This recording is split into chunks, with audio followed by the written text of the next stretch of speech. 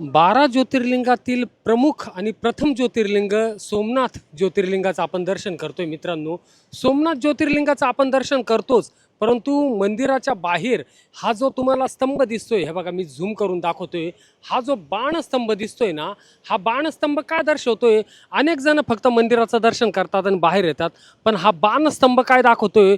तर हा बाणस्तंभ दाखवतोय का ह्या सोमनाथ मंदिराच्या समोर हा जो अरबी समुद्र पसरलेला आहे, इथपर्यंत आता इथून पुढं कुठेही जमीन नाही, हेच हा बाणस्तंभ दाखवतोय. आणि ही किती विशेष आणि विचार करण्यासारखी गोष्ट आहे.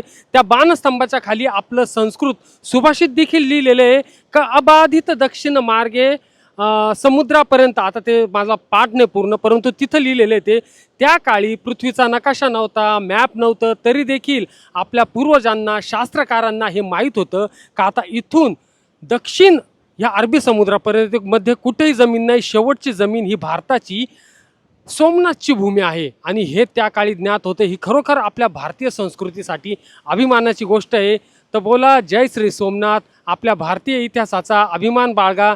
आणि माझा हा व्हिडिओ आवडला तर नक्कीच लाईक, शेअर आणि सबस्क्राईब करा. धन्यवाद. हर हर महादेव.